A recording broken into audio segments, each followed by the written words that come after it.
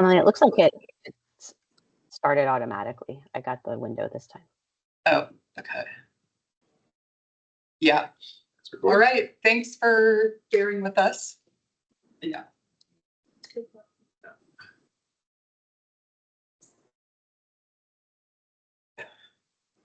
Well, good evening, everyone. Welcome to the September 24th Joint Facilities Advisory Commission meeting. We are holding a hybrid public meeting which enables remote electronic participation as legally authorized by the Code of Virginia's per the JFAC electronic meeting policy. We have Susan participating virtually. And then we have quorum here in attendance. At this time, I'd like to orient everyone to our hybrid environment and cover a few specifics about how tonight's meeting will run. Members of the public may attend the meeting here in person or electronically by using Microsoft Teams link provided on the JFAC website. Additionally, there is a dial-in phone option for those who wish to use it, which I don't think we have anybody using. Can you hear me? Yes. This is Amy Newman. I'm just having trouble now. See, I saw you before. Anyway, I'm a member of the Arlington Public Schools Facilities Advisory Committee, and so I'm sort of I've been assigned as the liaison to the JFAC. Oh, well, welcome. We will, if there's an opportunity for you to speak as a member of the public. I don't know if you're officially, a commissioner on JFAC. Either way, yeah, you're not. Okay. But yeah, we'll give you opportunities to have any input you may want to share with us. Okay. I think I'm gonna, excuse me, I'm sorry. I'm just gonna leave and then come back on because I can't see anything. I can only hear you right now for some reason. Thank you. Okay, thank you. For commissioners who are joining virtually, please keep your camera on for the duration of the meeting. Otherwise, you'll be marked absent and unable to participate. Please keep phones and devices muted until you are called upon. Please raise the virtual hand in Teams if you wish to be recognized. There we are. For our virtual attendees using Microsoft Teams, please turn off your video feed. The Microsoft Teams meeting chat should only be used for participants who need technical assistance and for members of the public to request to speak during the public comment period. All public comments must be shared verbally for the record during the assigned public comment periods. We'll hold public comment periods at the beginning and end of the meeting. Those requesting to speak may do during only one comment period and will be allotted up to 3 minutes to speak on tonight's agenda item or items. When virtual attendees are called upon to speak, you must unmute yourself by clicking the microphone icon as located in your meeting command bar. The moderator does not have the ability to unmute you. You'll be muted when your time has concluded. Lastly, this is a public forum. Today's meeting will be recorded and posted to the county website. All information associated with today's meeting, whether written or spoken, is subject to the Freedom Information Act requirements. So I think that covers our official welcome to the September JFAC meeting. As far as the chair's update, we have a lot of things to cover, so I'll be brief. We'll have an opportunity for everyone to introduce themselves as well, because we have a few new faces, but wanted to welcome our new members and thank you all for continuing to serve. There is some training that I will be sending out to you. I don't remember doing it. I'm sure I did it, but I came up today with there's something about conflict of interests, and I think just make sure that we're all aware of the rules of being on this. So that's all I have. We have a lot of other things to discuss. So at this point, I'll open up the floor to public comment for either Bill or Amy. If you want to speak, please raise your hand virtually.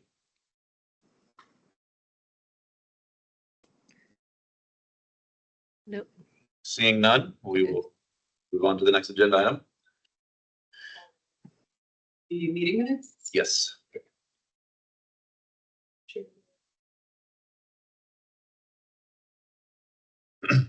Nice. So this is the meeting minutes from May. Is that right? Yes. Where we discussed an overview of all our presentations on joint use. It should have been emailed out earlier this week, I think, right? Does anyone have any feedback or comments, concerns? Hearing none. Yeah. Need a motion to approve them? I think we're doing Robert's rules, right? So yes. Okay, Is there a motion to approve the minutes? yes, I propose to approve them then. Second. Second. Excellent. Thank you.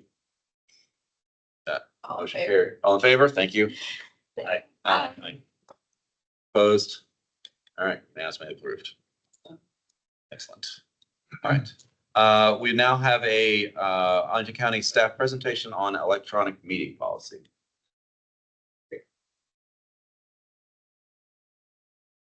That's good. Scorching, but part of the required training. Yeah, and really excited to hear that, you guys will be getting some more training for the county. I'm just barely going to touch on FOIA, but mainly focusing on the electronic meeting policy that we'll adopt today. We have to adopt it every year, so this is just when JFAC tends to do that.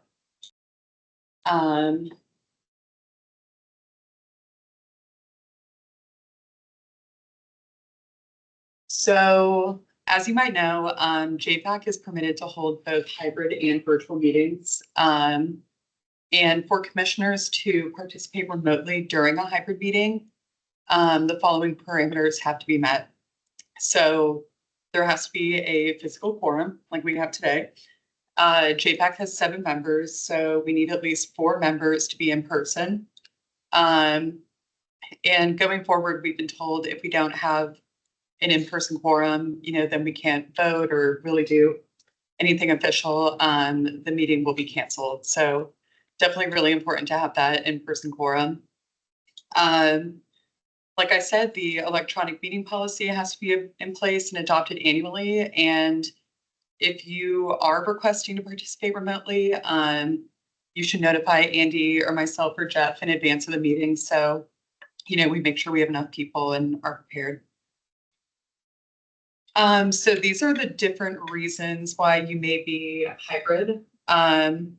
So if the member has a temporary or permanent disability or other medical condition that prevents the member's physical attendance, a medical condition of a member of the commissioner's family that requires the member to provide care and prevent the member's physical attendance. Those aren't limited in number every year, but if the member has a personal matter, this can only be used twice or for 25% of the meetings held every calendar year. And then also if the member's principal residence is more than 60 miles from the meeting location, which, is larger than Arlington. So you don't get that one very often. But in the case that you are a caregiver, this is the only way that you can participate virtually for a in-person / hybrid meeting and actually count towards that in-person quorum. So the definition is here. It's defined a little bit more in the code. So if you think that might apply to you, I would take a look and, let us know. And then regarding virtual meetings, so JFAC can conduct 2 meetings or 50% of meetings, whichever is greater virtually every year. They can't be held consecutively. So if the January meeting is all virtual, the February meeting must be in person / hybrid. And JFAC members should keep their cameras on during the entire meeting or they will be marked as absent. And then just a little background on FOIA that, would be good for you guys to know. So FOIA defines a meeting as when 3 or more members meet formally or informally, in person or electronically, where public business is discussed or transacted, whether minutes and or votes are taken or not. For a meeting to happen, there has to be public notice, which I deal with on my side. At least 3 working days prior and open to the public. And emails may constitute a meeting under FOIA if there is simultaneous email communication between 3 or more members. So, as a general rule, avoid reply all. And if emails start going back and forth really quickly, it feels like a conversation, that's a good indicator to stop having that conversation. Also, emails related to public business are public records, regardless of whether it is your personal email account or phone. So you don't want to commingle this personal with business because whatever is in that email about public business is now available to the public. And just the best practice would be to email Andy, Jeff, or myself with any materials or information you want circulated. Or if you are emailing anyone within the commission, to copy us as well, so that we have a record of that correspondence. So, yeah, any questions? Thank you. Awesome. I do. We talked, I think, over the summer about having a group email to copy for FOIA reasons. Did we? Right. That- I can look into that. I don't know if any, well, I guess you thought maybe a county commission, or no, you said the school ones have that. Yeah, we do that Yeah. with our. Yeah, I can look into that, but yeah, I guess for now, Yeah. talking Copy through one. this, but Okay, cool. yeah. Then if FAC or somebody maybe does that. Great. No, any other questions? Awesome. All right. Well, part of today's meeting is to, now that we have learned about the policy, is to adopt it again for this calendar year or school year, or whatever year. Would anyone like to? Question, I know you asked. It's caregivers are defined as caregiving for a person with a disability. It's not defined as a child. So if a child was sick and I was the only parent home, I would still have to come.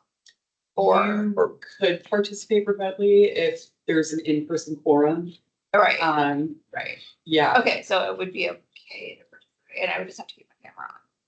Because it said an adult with a disability on there, so I just didn't know. I think or a that's person an with a in-person disability. forum. You wouldn't Oh, count, it. right. You could count as in-person forum. Oh, okay. If you had that Virginia code. Oh, I Yeah, see. yeah. exemption. I understand now. Okay, Yeah, You got can it. always participate remotely. You just won't be able to. Well, kind of form. Form. Right. Right. Got it. Okay, yeah, I understand. Thank you. So on that note, super awesome to see 6 people here out of the 7. Natalie had something come up at the last minute, so this is great. Thanks. So thank you to all. I move that we pass the electronic policy. Second. Okay. Right. Catching back up on schedule. Okay, and nothing else on that topic.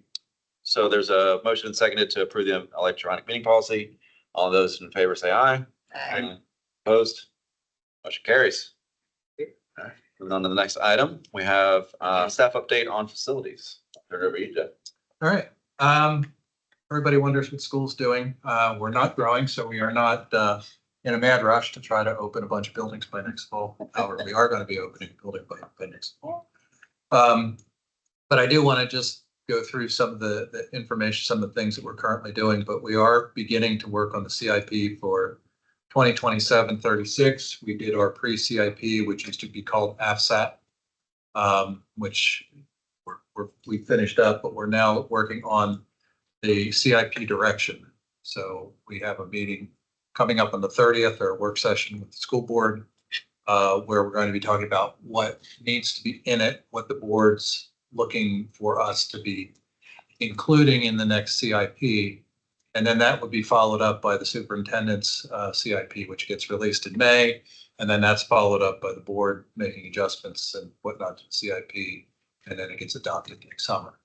So we're currently working on the 25-34 CIP. And that's what we're taking direction from.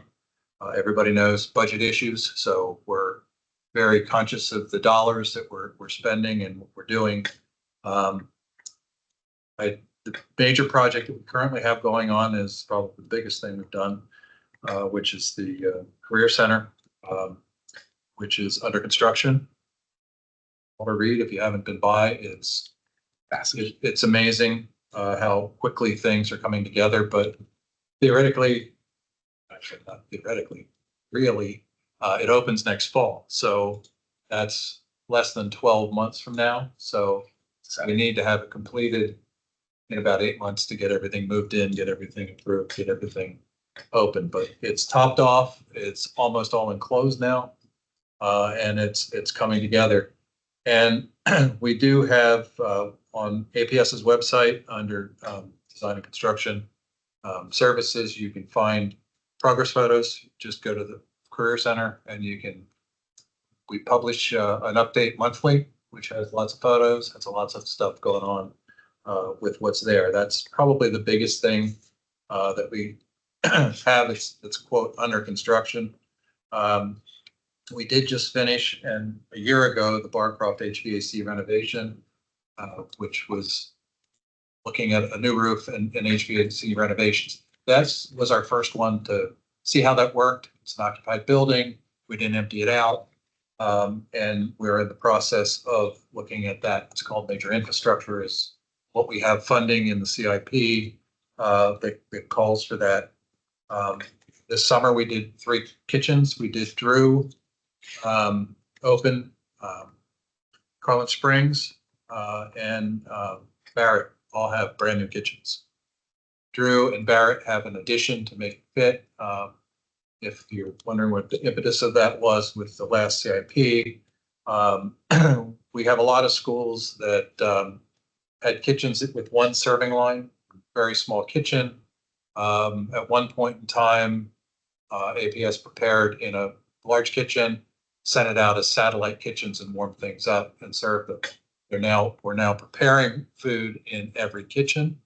So to give all students the equivalent menu selection and time to eat, we have 2 serving lines as our current standard, as well as providing similar services around 2,500 square feet to make a kitchen that we have today. So that's what we've been working on. We have 2 more science focus, and Ashlon will be this coming summer, and in the new CIP that's coming up, we've already been trying to get pricing together to look at Taylor, which also has a single serving line. So that's a lot of what we've done doing with that. The other big thing that we've been working on is we did a couple of years ago, or finished a year and a half ago, facilities evaluation of all of our facilities. We went through and looked at everything. And we basically, what's an FCI score? And again, that's on the website. You can find that in there. But every building has an evaluation that was done with it. We're updating that now every 6 months. So work that we do gets included in that. So basically you'll see red light, yellow light, green lights, or red light means bad, green light means good. You're talking about And yellow is kind of caution. the traffic light report, the school, or is this another, Pardon? this is another light report, or is this like the traffic light report that we see for like class sizes and things? You're saying? No, this is another report. It was done by an outside consultant. All of our facilities were evaluated, and one of the biggest things that we looked at with that was there's a national standard called an FCI score, and that's essentially what you look at for major infrastructure. So if you have bad roof, you've got window issues, you've got electrical issues or whatever, there's certain criteria that our FAC group helped us come up with. What is the criteria? What are we looking at? And I think in 4 years, we're going to redo the study. But in the meantime, the board wants to see progress on improving our facilities. If we find something that fails, that needs attention, we will also give that to them every 6 months to add into the report so that we are tracking the facilities. The FCI score is pretty easy in the sense of it tells you got a bad roof, you've got a life expectancy of 3 more years, so you better think about replacing it. You've got a boiler that is either failing or is at the end of its life expectancy. So those are the things that we're looking at. Overall, our school facilities are in generally good shape. Our worst thing is roofs. And we have also HVAC systems in buildings which are not to current standards in the sense of energy efficiencies, et cetera. So we're looking at, we have a major infrastructure line item, which is not very robust. Basically, it's 10 million a year, which is not a lot when you look at what costs have done. Past 5 years, we have about a 50% increase in escalating costs. Some people are saying in the next year, we might be looking at 9 to 12%. See, hopefully not. So the dollar is not going nearly as far as it used to, and with the budget issue, the board doesn't really want to increase our indebtedness, so they don't want to borrow more money than we borrowed before and keep it as a level borrowing, which means you can do 50% of what you did 7 years ago. So if you think about it in realistic terms, it's a real problem. For 10 years, we were so worried about getting seats for kids and building facilities. We now have facilities that really need some attention. And now all of a sudden we don't have necessarily the dollar. So again, we're trying to juggle that. That's what this next CIP is going to be, trying to figure out where the playing field is. The other thing that we did as part of that study was we also looked at educational issues like classroom sizes and those kinds of things. We have a middle school that was originally built as a open plan school. All the adult classrooms were created. We have an elementary school that was done as an open plan, and it has walls that were built, and they're not the best learning environments. And in comparison to our other facilities, we looked at that. So we had, in the last CIP, we were directed to do a feasibility study of up to 5 schools. We did the study on 5 schools. That again will start being, you'll start seeing information on that. Actually, I think it was just posted today on our website. The feasibility studies, we really looked at in-depth at 5 schools: Swanson Middle School, Thomas Jefferson, Barrett Elementary, Randolph, and Taylor. So we looked at those facilities from an educational standpoint, as well as physical condition. But what we were charged to do is look at what happens if we work within the boundary of the existing building and bring it up to our current standards. What does that do to capacity? In all but one of the schools, it really reduces it significantly, like 50% or more. And then secondly was, what if we did an addition and renovation that maintained the current capacity?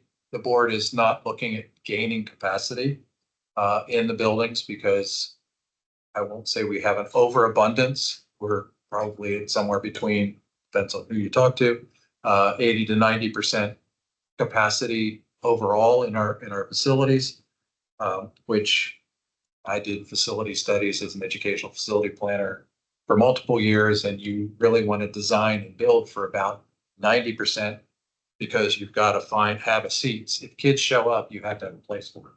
So if you have everything at 100%, you have the issue of where do you put them? You just have to expand. Yes. For that capacity number, does that include the relocatables? No. No. We don't look at relocatables. One of the things with relocatables is they're really temporary structures. And the ones that are being approved now, we get a 3-year approval for them. And then we can extend that by 3 years. And if they're still there, we now have to then license them as permanent construction. So we would have to go through and do all the stormwater, do it like it's hard construction. So we are not going to be keeping them for long term. Okay, I saw a relocatable study on the website. Right. I think from June. Yeah, we originally did, when we were growing, we did a study to show how many can fit on each of our campuses, simply. Yeah. Now we're looking at it as which ones can we remove from her. So we're looking at removing them because they're a nightmare to maintain. The air quality is not for the standards we want of our buildings for our kids. They don't really have outside ventilation. They just have heating and cooling. Teachers love them because they can set the thermostat wherever they want it, et cetera, et cetera. So anyhow, we are in the process of looking at all of these facilities. The problem is with the escalation we've had, these are significant dollars. And I don't think the budget, we had 35 million a year established for this. But if you recall our latest buildings that were bid, 4 plus or minus years ago, we were looking at $60 million. So we're now in the $80 million range when you look at a new facility. You know, and that's renovated or new or whatever. But all of the facilities we were looking at and we were directed to look at, oh, I didn't finish my description, but second option was renovation to be at the current capacity, addition renovation, current capacity. And then we also, where possible, look at a third option, which was current capacity of a new structure to replace the existing structure. So we kind of have a mixture of that. For instance, Swanson, there's no place to put a second building or a new building. So that we did 2 addition options. Thomas Jefferson, we have all 3 options. Barrett, we have all 3 options. Randolph, if you're familiar with that site, has a steep hillside. We were looking at how to do that. That's kind of sort of like what we did at Reed or Cardinal Elementary School, where we keep a section of the building and then have an addition built. So we have a small addition keeping more of the building and then a larger addition keeping less of the building. So that's, but the whole intent of these studies was to look at it as realistic as possible. We had 4 different or 5 different firms look at the buildings, and we, where we didn't have documentation on what the building had, structure, et cetera, we did scans of the buildings. We did site surveys, we did traffic studies. We did everything we could think of to make sure that the numbers we put together are as realistic as possible in today's dollars. And then, of course, we will have to look at escalation for the CIP as to what year it might be. I don't even want to look at escalation right now because of what our estimators are telling us we need to look at for escalation, because it's insane. So let's hope the economy settles down and it becomes more realistic to where we used to be. Do I think costs are going to come down? Probably not. But it is what it is. So that's going to be a subject of conversation that's coming up with schools as to do we focus on these feasibility studies, or do we focus more on the major infrastructure projects with the dollars that we have? So that's going to probably be the big debate for the CIP. We also have the MPSA relocation, which is in the current CIP, to relocate from the old Henry building to the Legacy Career Center building when they move into the new structure. One thing that we have to keep in mind is the Henry building was supposed to be torn down, and the board decided it would be a great place to move Montessori. So we put Band-Aids on it and moved Montessori over there. Then the boards decided it would eventually move to the new career, or the old Career Center building, which is in much better shape and also has twice the square footage of the Henry building on the same footprint, pretty much. Footprint, 2-story building is about the same as a 1-story. Anyway. Yeah, I remember Dr. Duran saying when he presented it that we know we're tearing down Patrick Henry. If we looked at it, it would be, if we could include Patrick Henry in the deep dives, it would be number 1 with the bullets. It's just so bad off facility was. Yeah, I don't know if it's number 1 as a bad one, but it would take it's in the top 5, I guarantee you. Yeah. So, but but it needs a roof, it needs a heating system, it needs a new fire alarm system, it needs sprinklers, it needs probably a kitchen. Who knows? Yeah. kitchen. Well, it needs everything. Yeah. And that's why it was being replaced with. Alice Woods, please. Correct. So,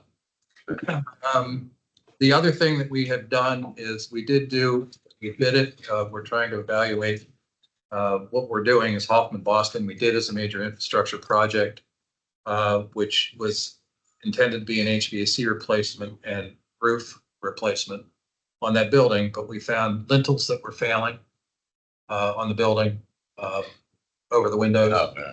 It didn't have weeps in the masonry, so in lieu of just trying to match the masonry and spend the dollars to do that, we looked at putting a skin on the outside, a new rain screen like we do on our new buildings.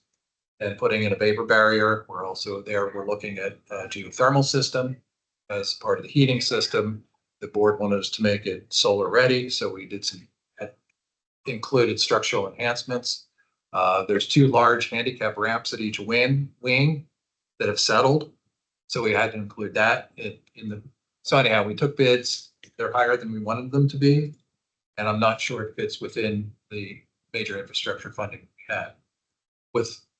We probably could make it work, but then we probably won't be able to touch any other building for multiple years. So again, we're in the process of evaluating what we're going to do with that because of the escalation in costs and the escalation in scope. The intent was with a major infrastructure project like that is to do the building and not have to touch it for the next 30 years in a major way. So You're saying the bid on that was more than the 10 million that's in the, well, we've been also doing other roof.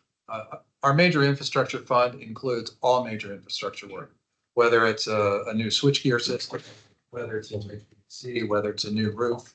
And we've been doing other projects. So the dollars that we had, you know, have been, limited pot of funds. it's a limited pot of funds. So again, we probably got the best price that we can get in today's market for the work that we asked for.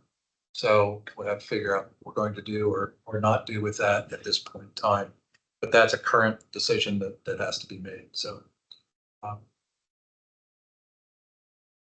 Jeff, is there an expectation that the current capacity will remain stable for the foreseeable future? What have been the drivers of the stabilization of the capacity? And are we confident that we know what those drivers are? And if so, that we have confidence that we can see more than a few years in the future? Yeah, actually, facilities and operations, we used to have another department that was doing our enrollment projections. It's all back at facilities and operations. And I think we have a better handle on where growth is, where growth isn't, so to speak. But the board has decided they were not going to do major boundary redistribution because of where we currently are and trying to evaluate and see where things are. But I think the biggest thing is enrollment is cyclical. And right now, birth rates are down. Kindergarten enrollment is down. We're down this year, like I think it's 1% below where we thought we were going to be. So we don't want to make any rash decisions, but you know, I think it was in the 70s, schools sold a whole bunch of buildings because we were never going to grow again. And that's the wrong thing to do. So do we eventually maybe close some buildings or mothball them or do something with them? But I don't think they're going to give up the properties because we just grew by 1,000 students a year for 10 years. Right. So that can happen again.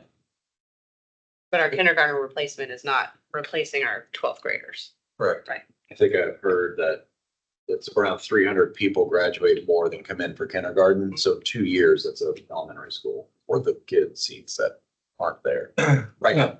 Yeah, but it's not dropping that fast. Right. I don't think that's what's going on, but we still have move-ins, we still have move-outs. Yeah. You know, and with the Trade enrollment or with the unemployment, the unemployment numbers, we really don't know. But you know, in Catholic school system, there's 18,000 kids. So if for some reason they would decide, I don't want to do private school anymore, I want to come back, we have to have seats for it. And you don't know. And at COVID, a lot of the private schools said, you can come here, but you need a 4-year contract. Which expires soon. Yeah.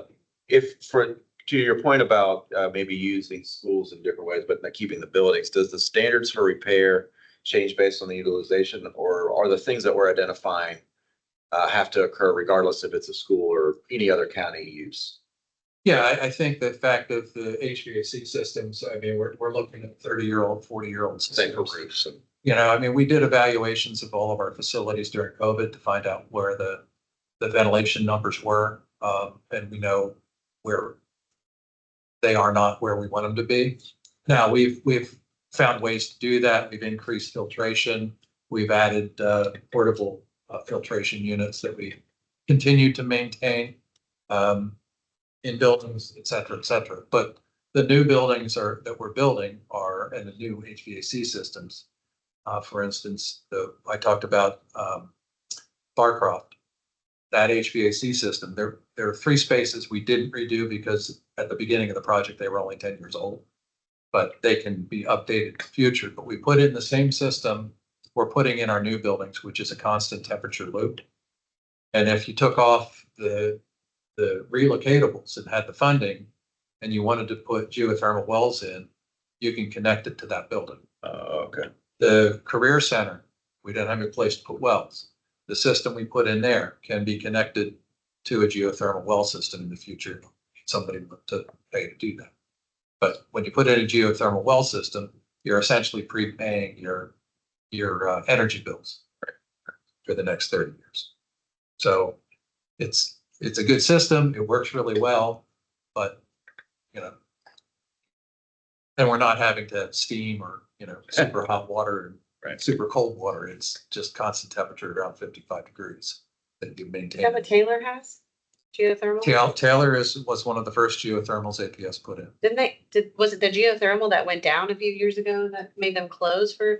No, it was, I think that was electrical. Oh, yeah, that sounds That right. was their switchgear failed. Again, the thing that we're trying to do with our major infrastructure projects is, like, for instance, what Abingdon was done, it came in over budget, so they took out a lot of the renovations. And then it came in under budget, but they didn't put the renovations back in. So in the midst of the work, the switchgear we found was going to fail, was starting to harden. So as a change order, we did switchgear. But then we moved into the building and then we had all kinds of HVAC problems with the existing portion of the building. So that's why when we do a building, we want to make sure that we're doing the whole building and not just doing bits and pieces. So if a building needs a roof and HVAC, you want to do them at the same time. Because if you put a new roof on and then you put on HVAC, you're going to rip half the roof off to put your new curbs and HVAC system and potentially void your warranty, or you have to pay through the nose to get, the company that has the warranty back to do the roofing repairs as you're doing the roofing. So again, there's so much balance that you have to look at, and how are you being the best stewards of the funding that we have? So that's what we're trying to do, is figure out how do we go through this path. Again, for instance, if we would redo Hoffman Boston and literally just do the roof and just do the HVAC system and not do geothermal today, because that's a couple $1 million, we probably would be better able to afford it. But somebody within the next 10 years is going to have to come in and do all the lintels, and they're going to have to probably match the brick, because you aren't going to be able to tie the new roof in to the new width of the wall system. So, and somebody's going to have to fix the ramps because they're settling, so they're not accessible anymore. So we have students that would need to use the ramps and egress or exit. They can still get down them now, but they're a little crooked. It's like any facility we own that's falling apart, you have to bring it back to a certain standard for it to be used for any. Correct. And you reusing the career center, that's, the county's considering that a change of et and it's going to be a major remodel. So they're going to expect us to bring in certain codes and standards. So we're going to have to add the sprinklers. We're going to have to bring in more handicap toilets, et cetera, et cetera. Changes a lot of plumbing and sanitary. Interesting. Briefly on when you do these projects, why it decreases capacity so much, and then did you include in the CIP option to just keep it at order? Well, the reason it changes is because, for instance, I'll go to Thomas Jefferson. The majority of the classrooms at Thomas Jefferson are maybe half to a third or 2/3 of the size of our typical middle school classrooms. So they're smaller now. They're smaller now. So if you make them the right size, and we make the cafeteria the right size, we make the library the right size, and do all of those things, you take more space, which reduces the capacity. You don't have as many classrooms. Okay. It's a puzzle. But if you look So at some, is it like standard of care to have it a certain size? it's what our education specifications is what we base everything on. For instance, a secondary school, 750 square feet is a typical square footage. We do not consider anything under 660 square feet a classroom. And I believe at Thomas Jefferson, there are classrooms that are 660 square feet or less with columns in the middle of them. Do you know why that is? Is it for efficiency reasons? It's because the building was not designed to be, I mean, why it is that the room should be bigger? Is it because it's then more efficient? It saves money because then you have the number of kids. it provides the space that you need for the students to do what they need to do in the classroom. Is that educational specifications, is that on the APS website that we could look at? I think it is.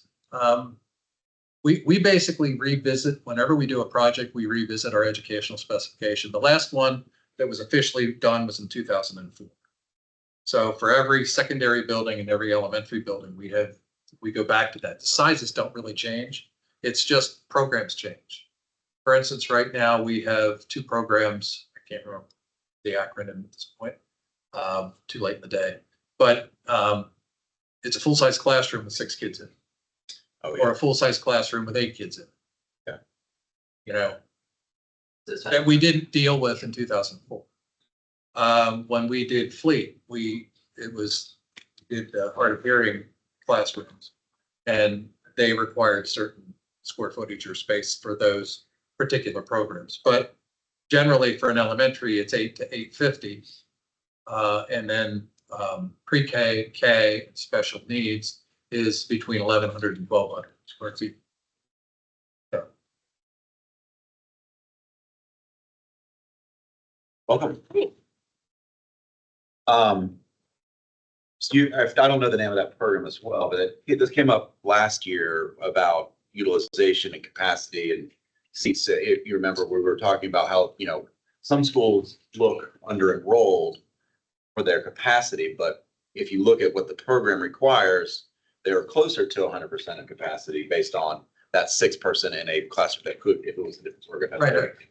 When we do a building, generally you certain planning studies you work with, you look at, 25 kids per classroom. So many per special ed. Elementary is pretty easy to calculate from that standpoint. That's called design capacity. What facilities and operations is looking at now is we're looking at our buildings under program capacity, the programs that we have in a building and how that utilizes the space and where the kids are. And program capacity is a more realistic measure of how the building is used. Design capacity generally doesn't change. Program capacity changes with programs. That makes sense. So if you have a classroom of 850 square feet, assume it's 23.3 kids, which is what APS is typically used. I'm not sure what a third of a kid looks like, but that's the number.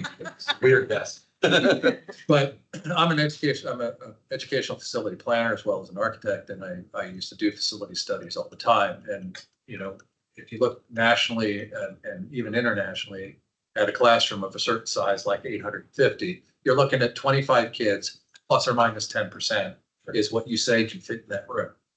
When computers started showing up in schools, we used to put 6 desktops in the back corner in addition to everything else the class did. So classrooms like an elementary is 850, we were looking at 850 to 950 because we needed that extra space for the computers. Now that the computers have got smaller, we're back to where we were in the 50s, 60s, and 70s, and 80s.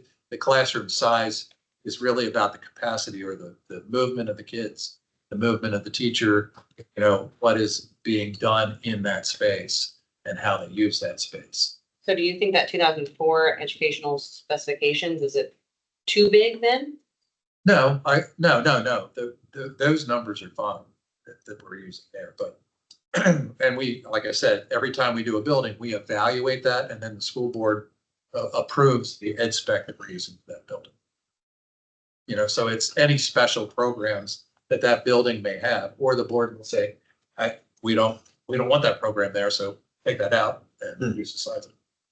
So. But every project we do, we utilize our design standards, our HVAC, and direction from the board. So the board basically directs what that building.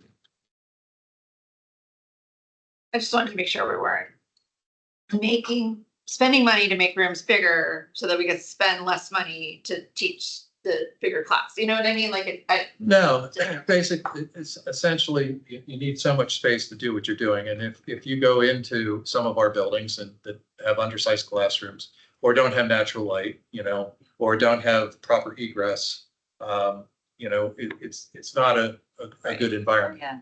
And HVAC is the same thing. So if you don't have good air quality, kids get sleepy, they're not learning, they're not doing what they're supposed to do. So we're trying to balance that for 39 facilities. And, it's hard. I don't envy the school board because, we've only got so many dollars and we've got to, provide these environments across the board that are similar for all of the kids in Arlington. So it should be an interesting next couple of months. No pressure. Yeah, right. That helpful? Yes. I think it sounds to me, I think to your point, the school board's gonna have a hard decision to make, but it sounds, obviously we have one pot of funds that's limited. We have we have stuff hitting the operating side of our budget. Debt service hits the operating side of our budget. That has structural deficit. So we have a certain amount of money to use. We have lots of schools. You guys just did this feasibility study of these 5 schools. But when I'm looking at, to your point, that you mentioned, redoing the current physical location of MPSA, it looks like that you guys have here in the CIP direction that it would be 15 million for a refresh versus the 45 million, I think that's in there now. The refresh, that was set up, can we relocate the program as it is, the 455 students over there? Can we make it work for $12 million? Yes, we can.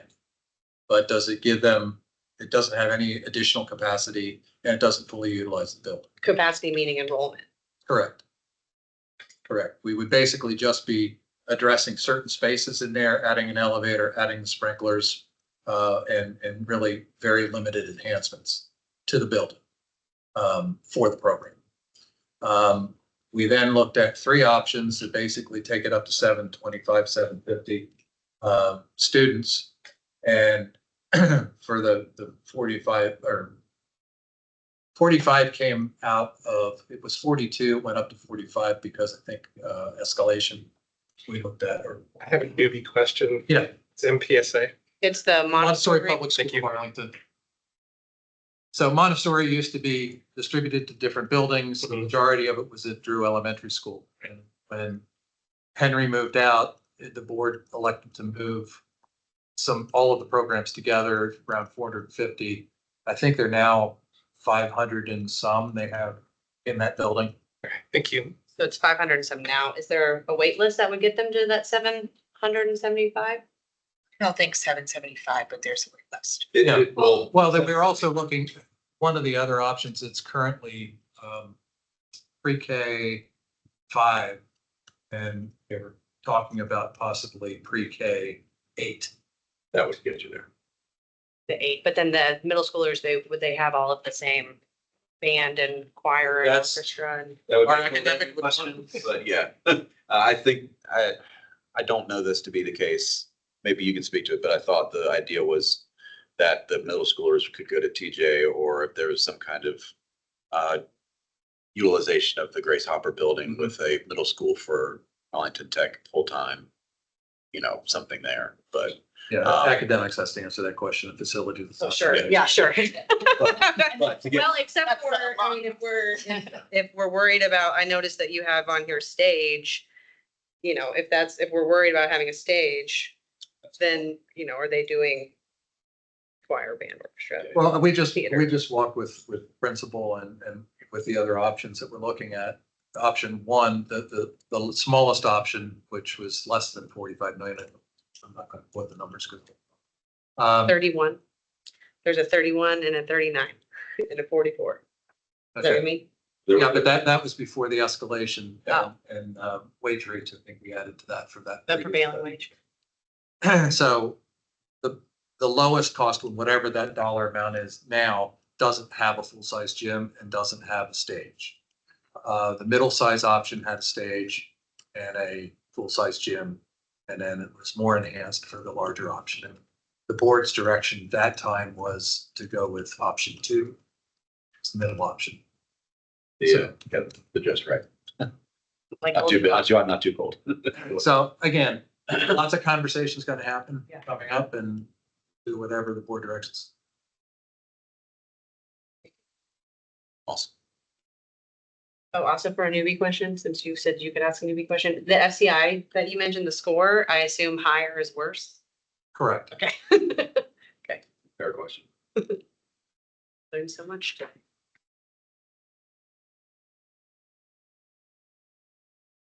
Anything else? No, I think I've taken the half hour you allotted. Oh, is it? It is. Yeah, it seems like an hour and a half. When you're speaking for that long. Yeah. No, that's great information. Thank you, Jeff. The next few months will certainly be more telling as information comes out and decisions are made. And, as JFAC, we'll do our best to help in any way we can, But yeah. And that brings us kind of to our next thing. I'd like to recognize that Kathleen Clark has joined us. Do you want to say anything for the start of the meeting type of things, or we're about to do introductions and discussions of interest, so we can certainly go in that direction. I feel like I missed Jeff's presentation, so we should go through that again. My report is not on paper. Oh, wait, it's recorded. So those of you who don't know, I'm Kathleen Clark. I am one of the new school board members. I have 3 kids in our school system. We are at Cardinal, Swanson, and Arlington Tech. And I probably have a claim to fame that I have done IEPs at 5 elementary schools, all for pre-K. So I had a daughter that did Montessori, and I have 2 kids in special education, one that did self-contained and one that did the community pre-K. And so I understand a gamut of how our schools work functionally from special education point of view. I ran the special education PTA for 2 years. And then Alice and I met doing the strategic plan. So I've been around, seen a lot of things.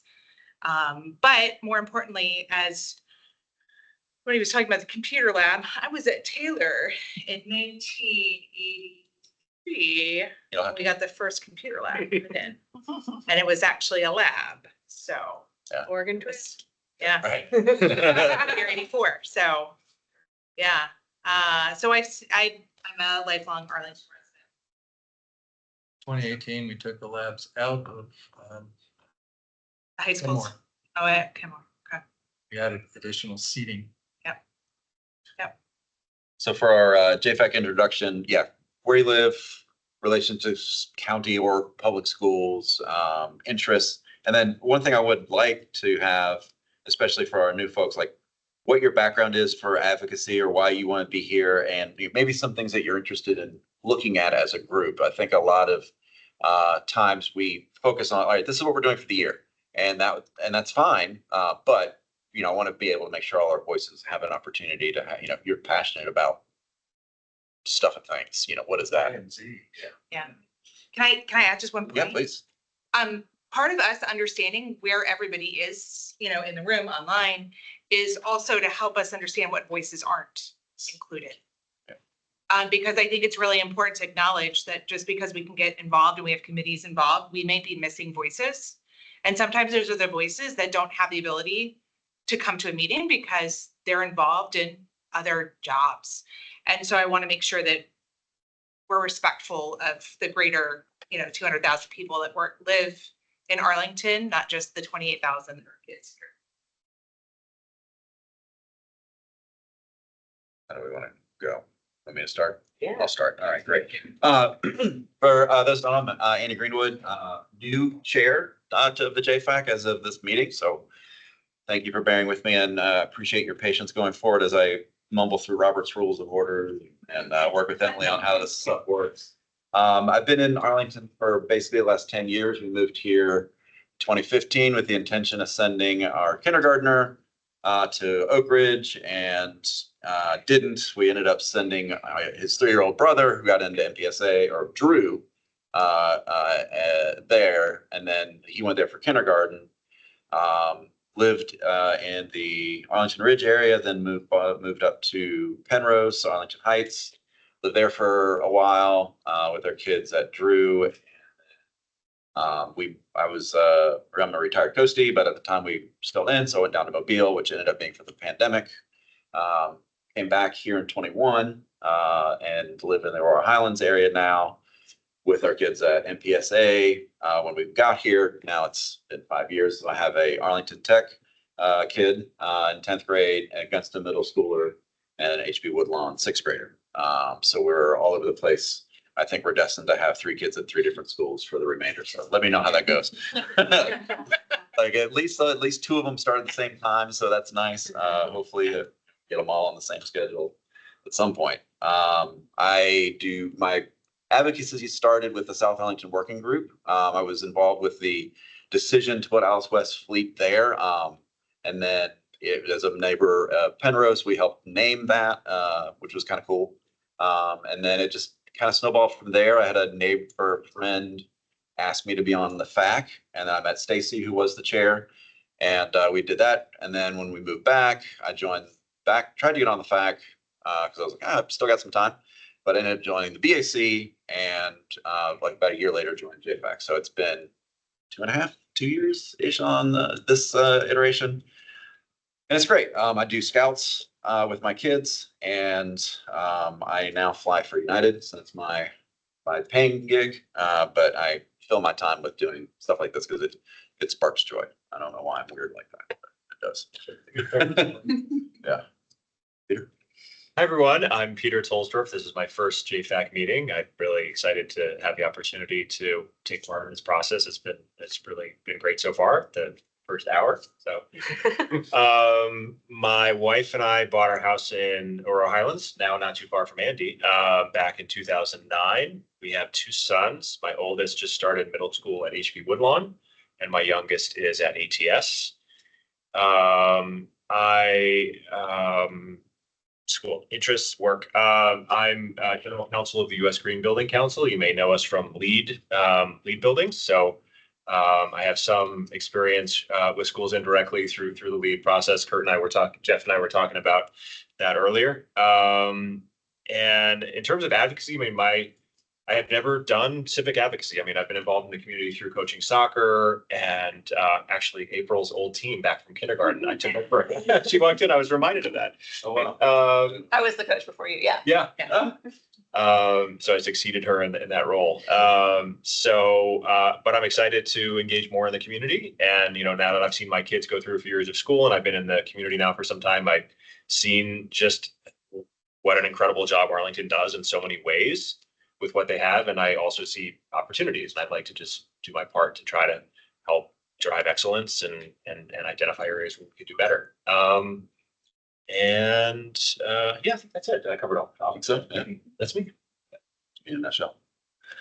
Hi, I'm John Mingus. Let's see, I've been in Arlington 31 years. My kids are, this is not a coincidence, my kids are 31 and 28. We lived in a cute little basement apartment. She wasn't going to fit, so we bought a house in the East Falls Church neighborhood.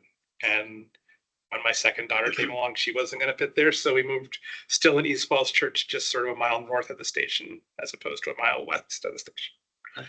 Advocacy job, I am newly retired. I spent 34 years at the Government Accountability Office as a data analyst. So when I hear those scores, I think I did a job using those scores from schools across the country. So when it's like, I know that. That's why it wasn't the newbie question. In terms of community involvement, I have been a soccer guy since 2001. I coached both of my kids, and then I started coaching not my kids in 2010 and I keep doing that. I'm glad this meeting's on Wednesday nights at 7 because it's not in the way of anything else. In terms of advocacy, I started to make the switch from being just soccer space coaching to space with Williamsburg Lights. Hmm. The fight about lights at Williamsburg, to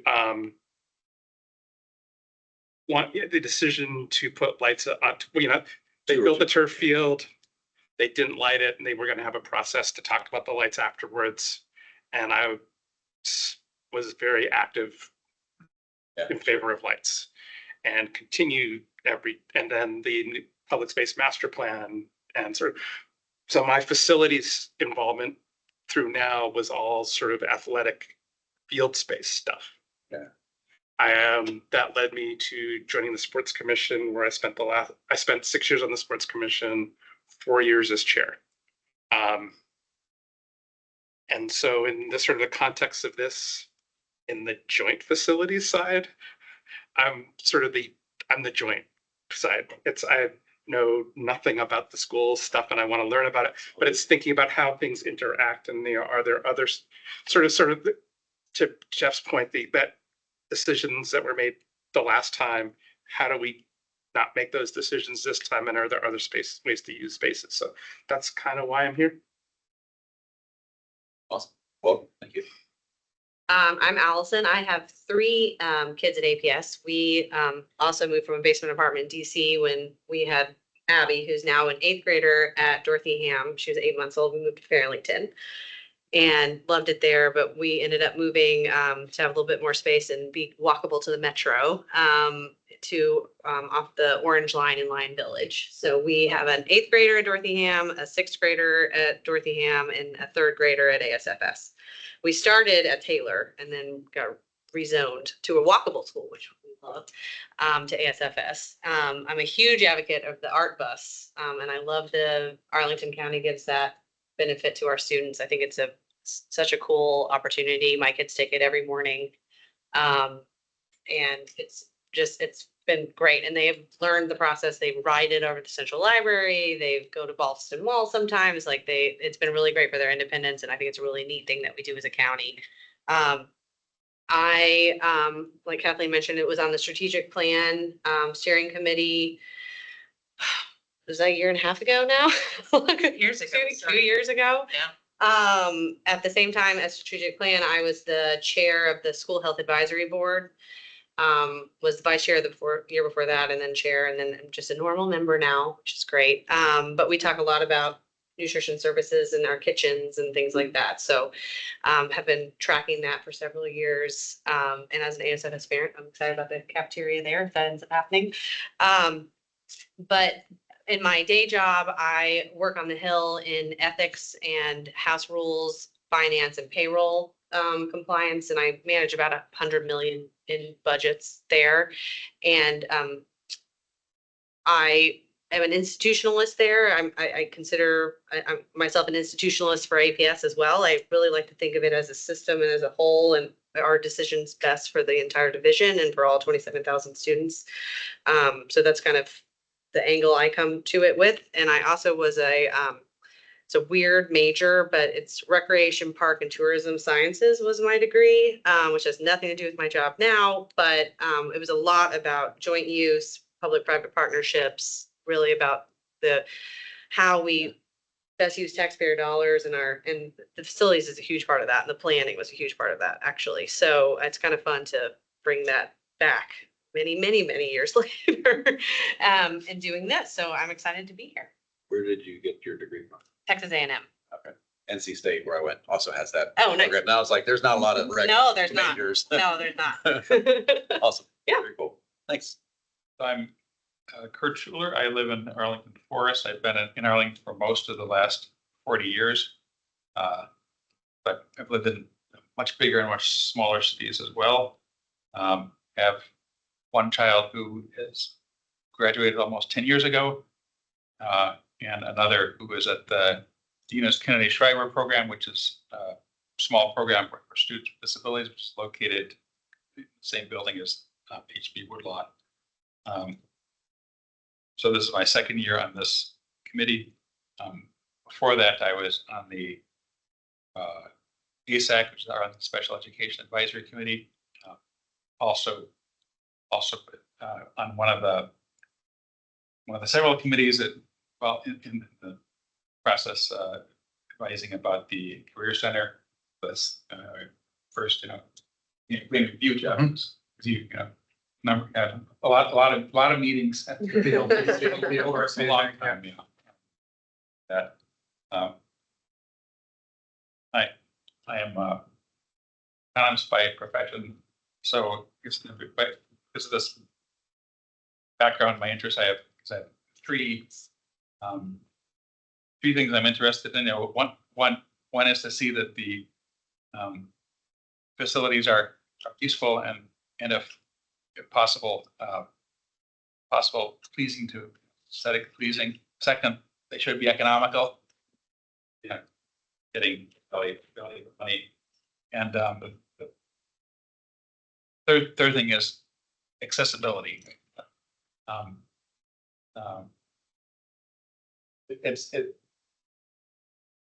It's now built in a lot more. When people start thinking about putting up a building, is this going to be accessible to everybody? But there's still questions with retrofitting, and there even with the new buildings, there's still sometimes things that that people don't think of until kind of along in the process, simply because it's not something that most people necessarily need. So so I'm but because say my daughter and her friends do need those kinds of things, I'm attentive to that. So that's it. Hi, I'm April. I joined in January of last year, so I'm sort of new, but sort of not new, I guess.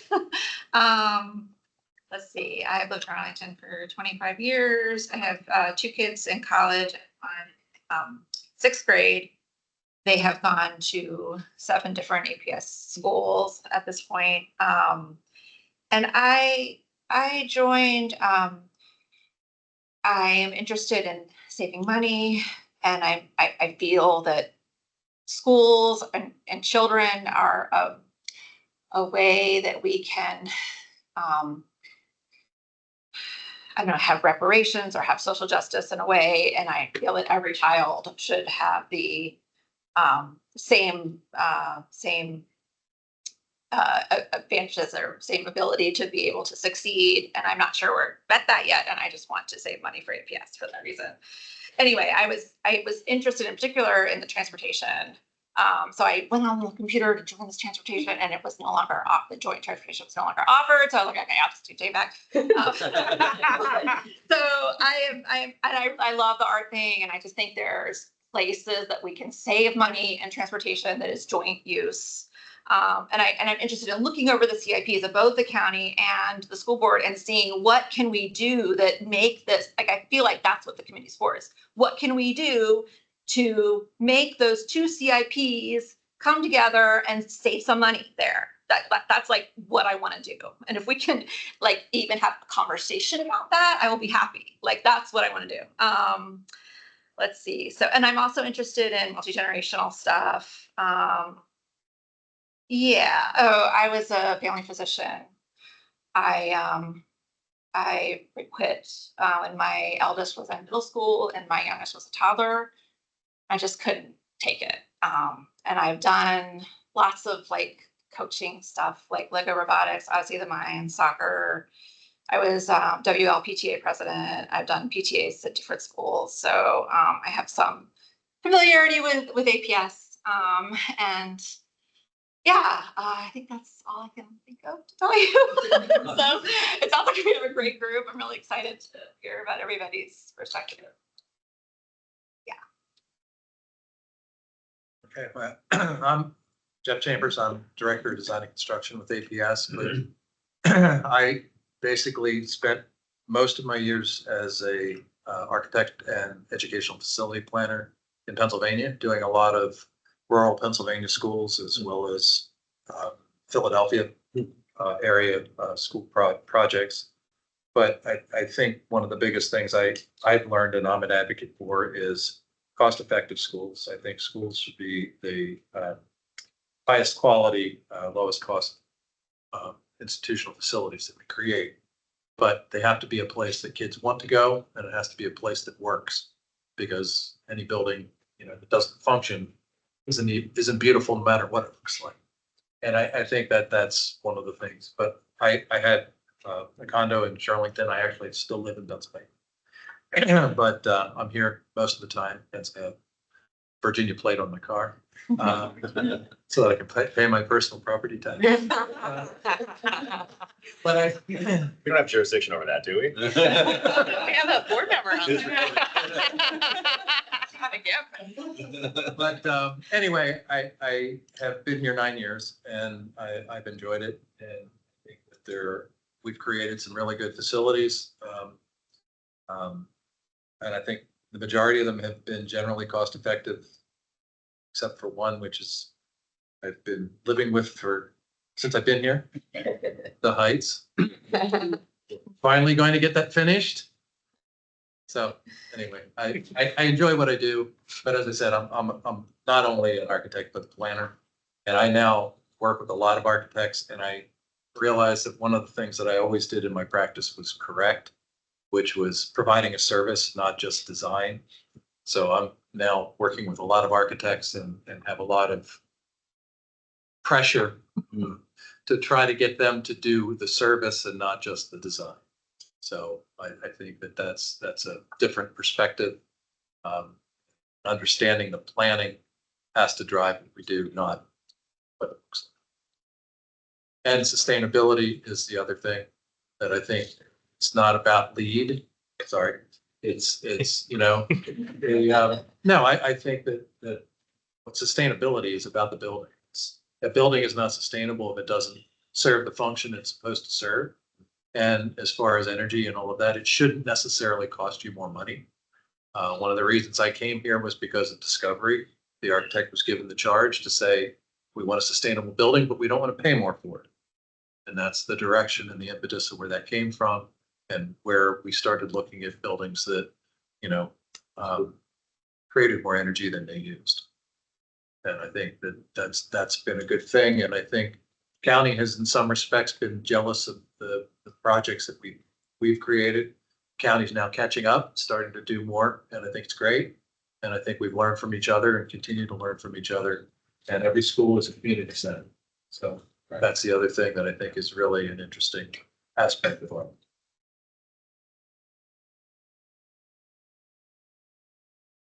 All right, my name is Emily Garrett. I'm the county staff liaison, and I'm in the comprehensive planning team in the planning division of the county. I've been with the county for a little over 6 years now. It has been my first and only job since college and grad school. And I grew up in the city of Falls Church, right on the border of, East Falls Church. So grew up spending a lot of time in Arlington. Actually grew up in my dad's childhood home. So my family's been in Falls Church for about 75 years now. So, I really enjoyed hearing my dad's perspective of growing up here too, and just how much it's changed. Also an avid art bus user. I don't have a car. I take the 41 pretty much everywhere. We're 55 family. Oh, okay. Nice. Love the 55. Yeah. I don't think I've ever taken it. Oh, yeah. Yeah. Goes to East Falls Church Metro Yeah. and Roslyn. But yeah, happy to, be here. When I started with the county, I was on the research team, who is half of our demographic and student enrollment update that we get every year. Right. I think I presented to JFAC once before moving to comprehensive planning. So, that'll be in March, April, answer some of your questions about, the trends of student enrollment and demographics. So we'll get that update. But yeah, nice to meet all of you. And we have one commissioner online, Natalie. I don't know if you're able to at least unmute yourself and give a little intro. Sure. Can you hear me? Hello? Yes, we can Oh, hear you can you. hear me? Oh, great. Hey, I'm so sorry I'm not there. I feel like I'm a little different space. I'm hearing about all these, all you guys with kids in schools. I was, I had to babysit my granddaughter, my 2-year-old granddaughter. And I actually had to take her because I'm a real estate agent. I had to take her to a showing appointment. So it was quite insane. It was insane. So, so she, yeah. So anyway, so it was a lot of fun. She's great, but then she sort of had a moment, and so that's. I think she's not really meant to be a realtor. So that's really sad. So anyway, I guess we're just giving. I'll give a really quick blip on advocacy or what. I've been in Arlington more than 34 years. I have 3 girls who all went through the Arlington County Public Schools. We did. We were Long Branch, Jefferson, and Washington Liberty. In fact, my husband was on the renaming committee for when it was Washington Lee. And I've been involved with my local community. I'm currently the president of the Lion Park Citizens Association now. I was also on the sports commission. I heard somebody say they were on the sports commission. I was previously on that. I was the tennis person. I also coached tennis at Yorktown High School for about 17 years. And I've also worked before my real estate career. I was a environmental professional. I ran a number of nonprofit groups in DC and elsewhere on environmental issues, and even ran in the way back a gun control group back in the 80s. So anyway, very interested. I've been on JPAC. I think I've been on. I think this is my 2nd year. Or is it my 3rd? I can't remember. I'm losing track. So I've been on, and very interested in how looking at school facilities and how we can and with in the joint community uses and how we can do more with less and do a better job. I'm also very interested, very, very supportive of getting Jefferson money to renovate itself. I think that's long overdue. My kids, all 3 girls went there, and it's a really an issue I feel deeply concerned about Jefferson. So I really do think that it's time for that school to go through a refresh, to say the least, a total refresh, because right next door to Fleet, which is beautiful, and poor Jefferson's looking like it needs some help. So anyway, that's it. Hope that's enough. Oh, that's great. Thank you very much, Natalie. Yeah, no problem. Or Please. thing. Yeah. So I should have said my kids were Tuckahoe, Williamsburg, Yorktown. Okay, very cool.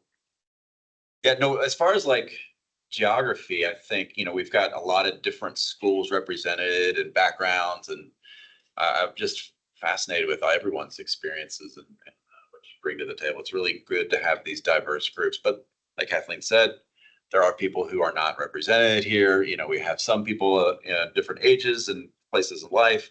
Now, some of us have kids that are past, some are still in, but we don't really have any of the 20 somethings that except for Emily. But as a member of the JFAC, Wait, we're not 20 somethings. I can't believe that. in my mind, I totally am. But, my knees tell me different. He's 30. We don't have.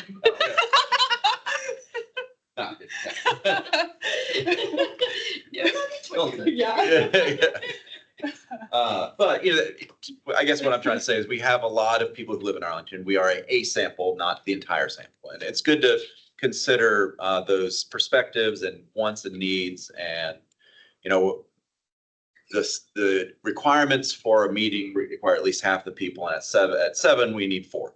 If we go to 8, I think we need 5. Mhm. Yeah, so it just keeps going up. So it's a balance. Like it would be great if we had a 1 or 2 or 3, maybe more people. But then again, it's, can they commit to the time and be here? Because if we don't have the quorum, it can be problematic. That has happened. It can happen again, and that's fine.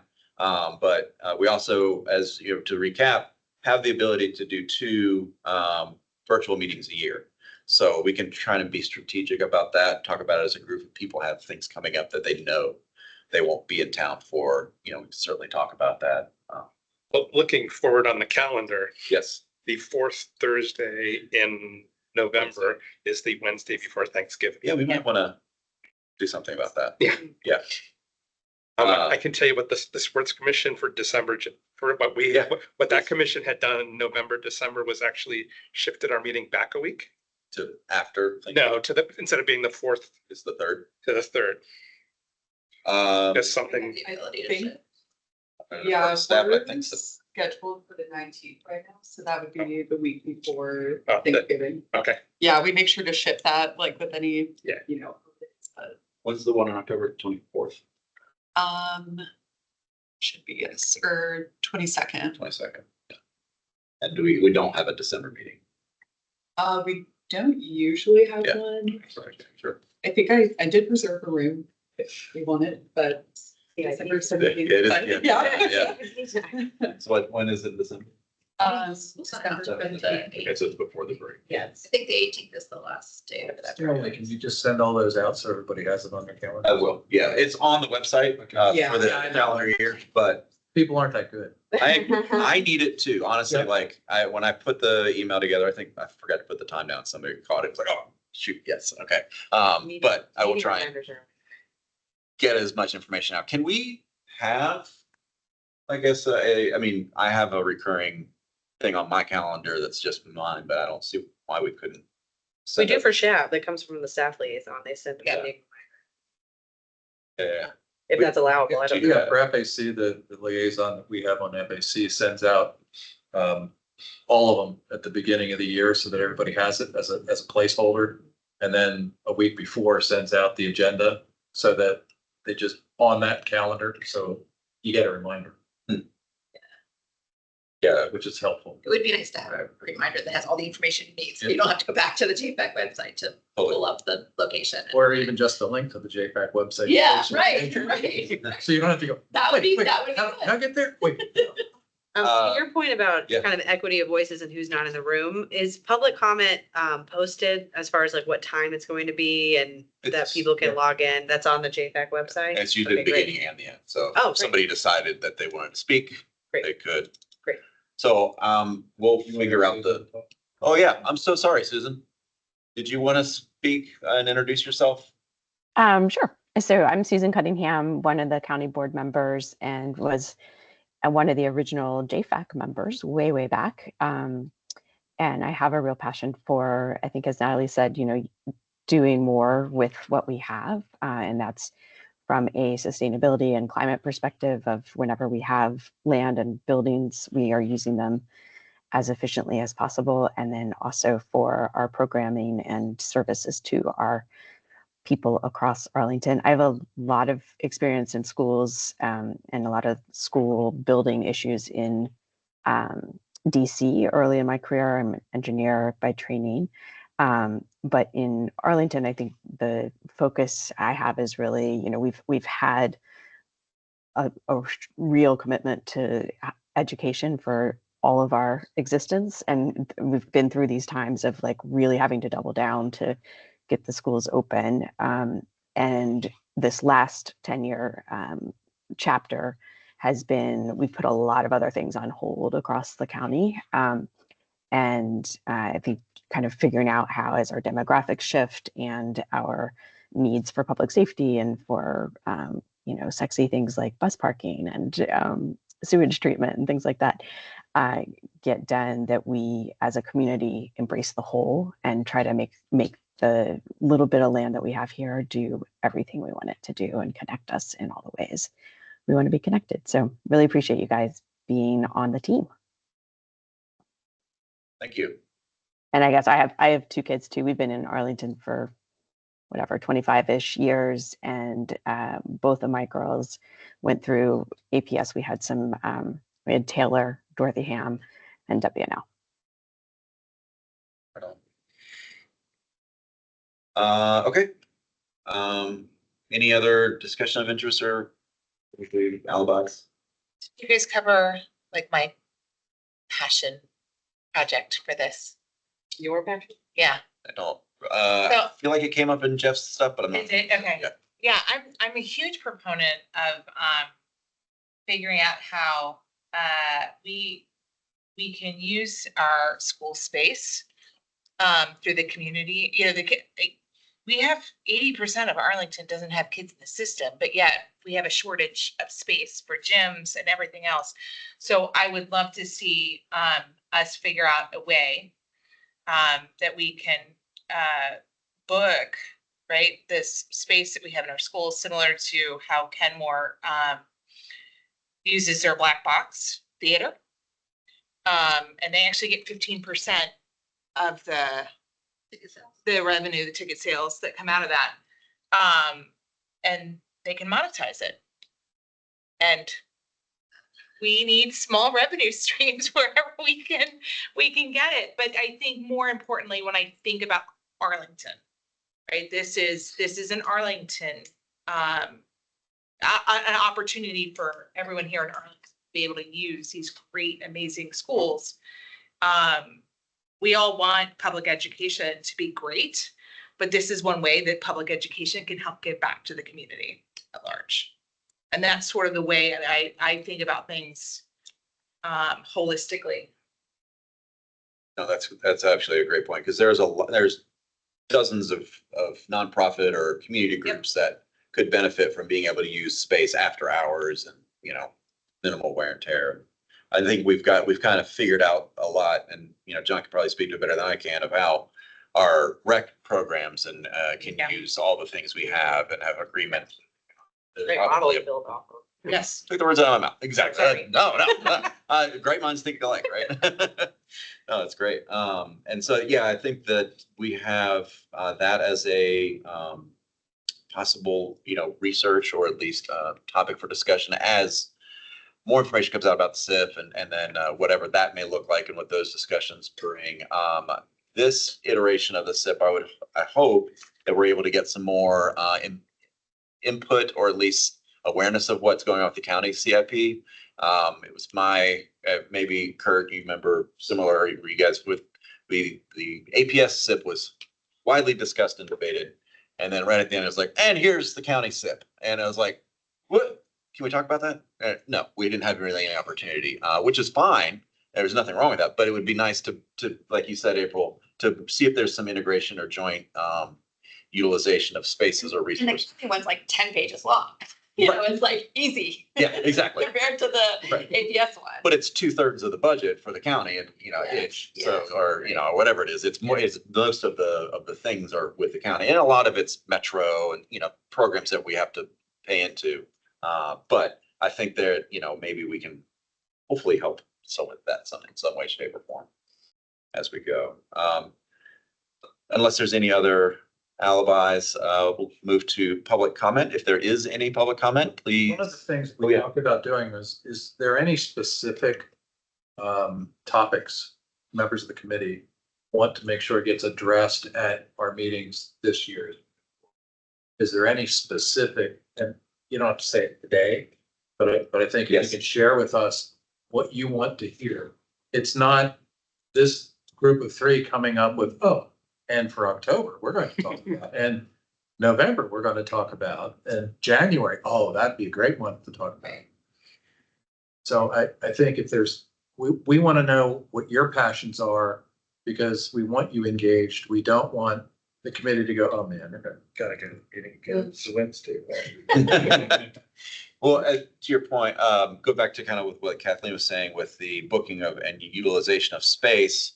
Like, what other partnerships can we look at, whether it's public, private, or county, different elements of the county and public schools coming together to be more efficient in, or, you know, maybe have a way to help with budgeting as well. Looking at other, you know, we looked at a lot of joint use facility, like from a programming aspect, like what about from a funding or even just planning perspective as we go. So maybe we can look at that, but yeah. I'd actually love to hear, to flip that a little bit, since we're appointed by the county board and the school board. Obviously, we've heard your hopes and dreams, but does Susan have, or from your colleagues, like kind of direction that you would give us as a committee of what you're looking for?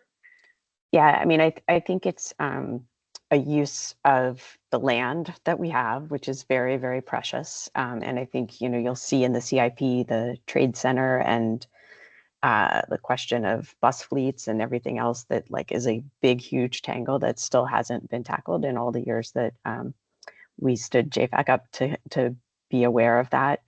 I think this year in particular, as we come back to the CIP years, with the marketplace the way it is, the interest rates where they are, the tariff uncertainty where they are, and the level of debt service that we've carried to get to this point with the school construction, we need to be very, very judicious in how we're ordering the next few projects. There's things we've put off for many years that we just can't put off any longer on the county side. And and then as the materials that are posted today show, that there's a lot of deferred maintenance on the school side as well, while we were getting new things up. So we really need your thinking and kicking the tires on the CIP of what, can we do recreation differently? Can we do schools differently? Can we use our trade spaces differently so that we're not taking on an enormous additional amount of debt in a time when that's particularly challenging. So, and I think from the school side, particularly like thinking about the debt service per student, it starts to get kind of intense on the county side. Metro is very, very intense for a whole lot of reasons. And that has not been resolved yet, both operating and capital. But then there's all the other pieces of, we don't have recreation centers on the metro lines right now. We have them where they used to be in the 50s. And so we have, parks and services that are needed across the county. And we've got to plan for that over time and figure out how to make it all fit. And that's where the use of school space becomes interesting, because they have built-in recreation facilities in some ways in those spaces. Sure. Or not to open a can of worms, the Buck site. Yeah. Yep. And then I think the other piece, and Bucksite's a good example, I think, JFAC was originally kind of grew out of the community building studies and community facility studies. And I think, pushing back on both schools and county about how transparent we are about planning things or where we can do better. Those you're also our eyes and ears on that. Bucksite being one that 50 years from now will probably be something very, very planful. Next 10 years, it's not going to have a huge amount of investment. And so how do we do processes with our communities to make sure that they're, understanding what's happening and giving feedback? And Arlington's had many, many processes across the years, but kind of refining them for today's population and making sure they're accessible and engaging folks is really important to us. There's also a policy around how schools should prioritize use. So Andy, I can send that to you to send out to the team, but there is a policy around prioritization of groups, because one of the things we have heard is that Drew is fully booked all the time, and at times not available for the school to use because there's so much community events in there. And I've heard that from the principal, the PTA, as I visited. They were my liaison school last spring. So thinking about where are there opportunities elsewhere that we can, that's great that they have that level of community engagement there. Where else are we missing that opportunity for engagement elsewhere within our schools to leverage that space?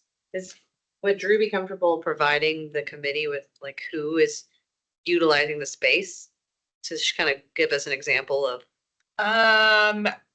Yes, I think we could find out, but it's various community groups. I think there's. Well, and Drew is a joint use facility that it was designed to have a recreation component. So I think you'd hear the flip of that from the community members, that they are having trouble getting time. Yeah. Do we have draft CIP proposed yet? Or The draft CIP was posted today on board docs for APS, along with the feasibility study. Yeah, so it's basically the CIP direction. But yeah, I'm sorry. It's not the full Information that's going to be a CIP. presentation to the board at the work session. And then how are the county ones? Like to start looking at the two of them.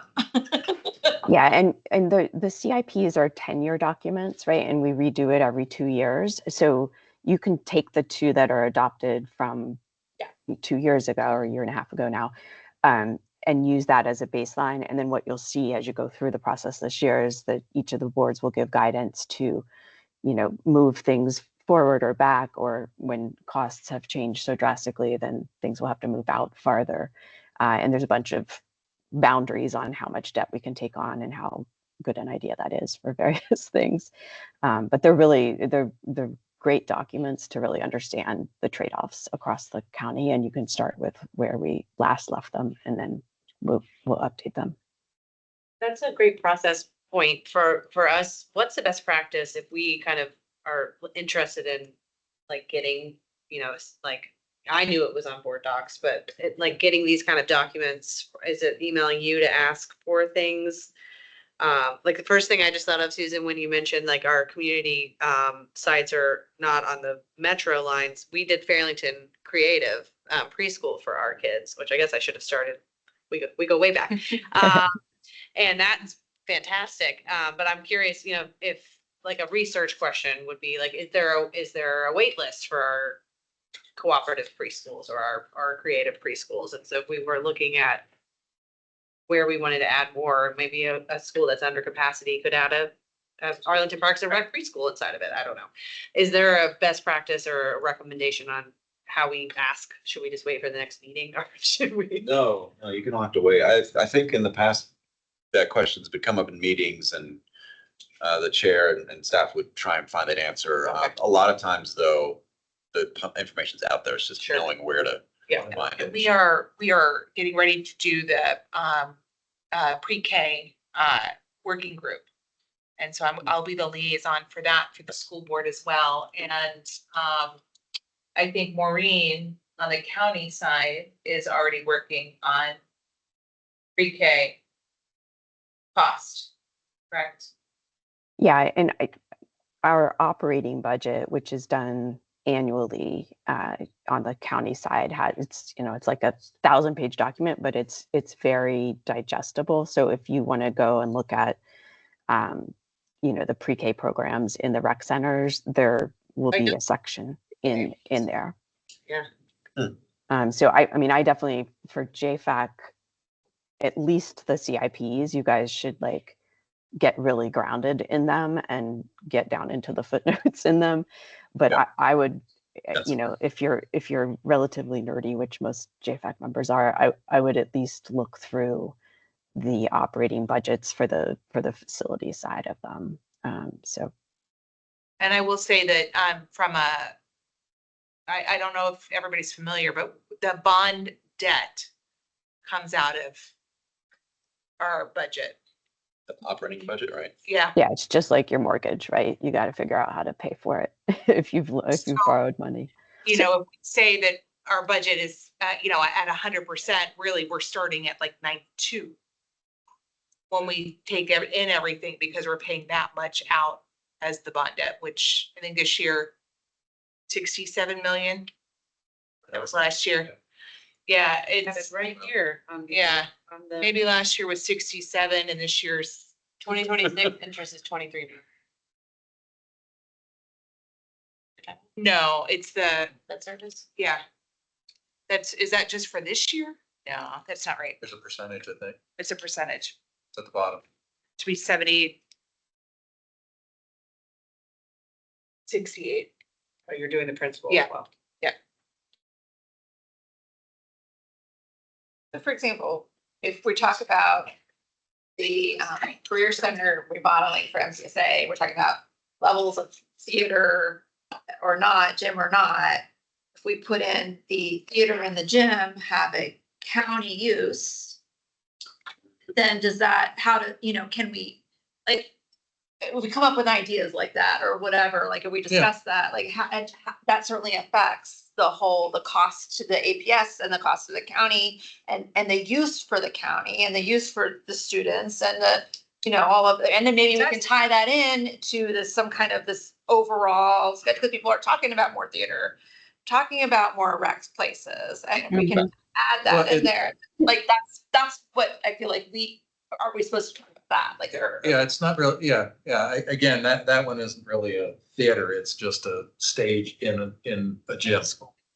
right, but don't you have the old library? Like when they, in the CIP for the county, there's a library to be put on Columbia Pike somewhere. So that means that library is getting vacated. So then you have that space. Yeah, Like, yeah. potentially. Yeah, we're sharing that space at this point in time. We actually, the library used to use both floors. Yeah. APS is using the second floor classrooms and sharing it, so to speak. Okay.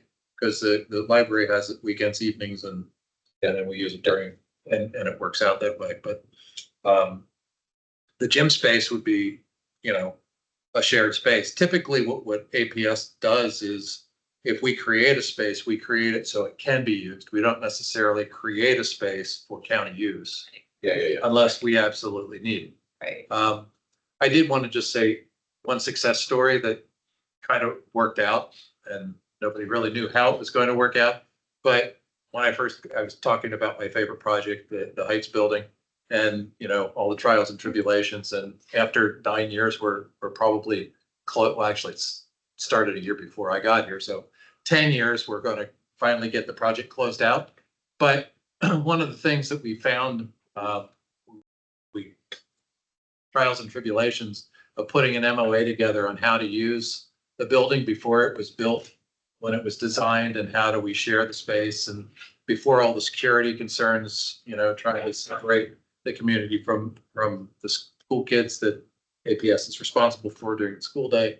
Anyway, what I wanted to say, we finally built the field in the back. That's Yeah. And I don't think there's a time outside of school that it's not people on it. Yep. I mean, it is heavily used in Roslyn, more so, I think, than it was ever envisioned to be. So I think that's a true success as a shared use facility. Yeah. So to speak. And Parks and Rec is scheduling programs on it as well. So I think it is working better than I think we anticipate. Most people just let dance field people show up, maybe they'll get used, maybe won't, but it's like heavy use. Yeah. So Fields My are daughter's always soccer popular. practices. Yeah. well, it's not even a full size anything. Right. It's just, But pickup players don't need full size anything. So I bet. Yeah. The excess capacity that was at Rocky Run has probably migrated. could be. But it's heavily used and not even just organized. This is the kids show up and do stuff on the field, play at the playground that's next door. That's awesome. Just positive thing. The other thing, I love the W&L parking garage over the highway. That was genius. I Oh, don't know yeah. who came up with that, but Yeah, I love it every time I drive by. Like, this is genius. There's all this air. Let's Yeah. use Who it. cares? We put a school over it one day. Wait till the structure gets, they're doing some repairs on it right now, but I don't know what Oh, I'm watching them do that, yeah. I'm not sure what the life expectancy truly is of a concrete garage structure. They can salt board on it. But by that time, self-driving cars will Yeah. take us. Maybe the Jetsons, Go maybe? go park elsewhere. Take your car and your suitcase. Anyway, sorry. No. This is all great. And we actually are ahead of schedule. So if there's no other discussions, we can go to our next agenda item, which is public comment at the end of meeting. So if Bill or Amy or anyone else has something they want to say, please raise your hand or unmute yourself. We can call on you. Okay. Hearing none. We are at the last item, which is to adjourn. Is there a motion to adjourn? So moved. Second. All in favor? Opposed? We'll send out meeting invites. Ben and I will work on that and get that for the rest of the year out so that's easier and digestible and. Already on your calendar, you can't say, I didn't know about it. Yeah. Exactly, Yeah. exactly. Being someone who's missed a meeting for the wrong day. Thanks, everyone. Thank you, Andy. Yeah. Thank you for being on the Yeah. chair. Appreciate it.